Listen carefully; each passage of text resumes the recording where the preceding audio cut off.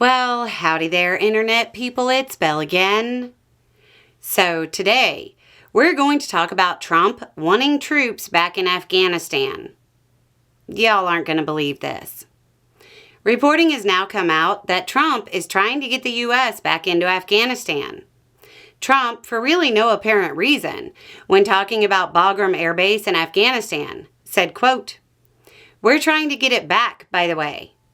He said, quote, "We were going to leave Afghanistan, but we were going to leave it with strength and dignity.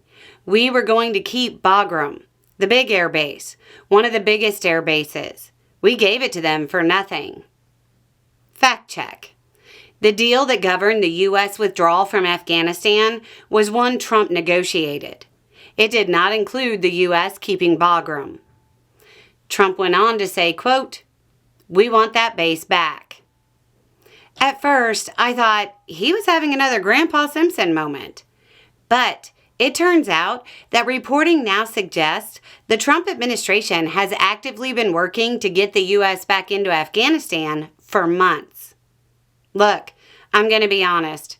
Most of what has occurred since Trump took office again was pretty easy to see coming. The executive overreach, the tariffs leading to economic issues, and so on. Going back into Afghanistan was incredibly surprising, to say the least. I need to say this clearly. There is no method of securing Bagram without a sizable U.S. presence in Afghanistan. When Trump was talking about it, he mentioned that the base was close to where China is developing nuclear weapons. So, there's a high probability that the U.S. wants the base back primarily for surveillance of China.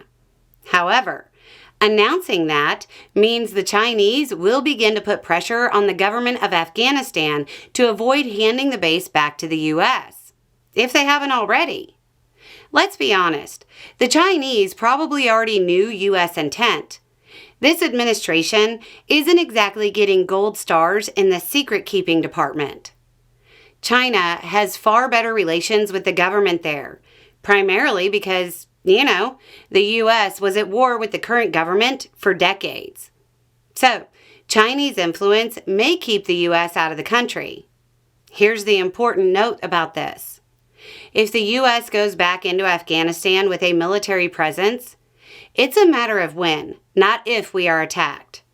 Even if the current government there agrees, that doesn't mean there won't be attacks.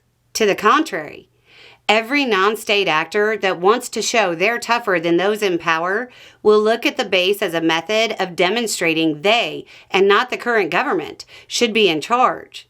The base will become a lightning rod.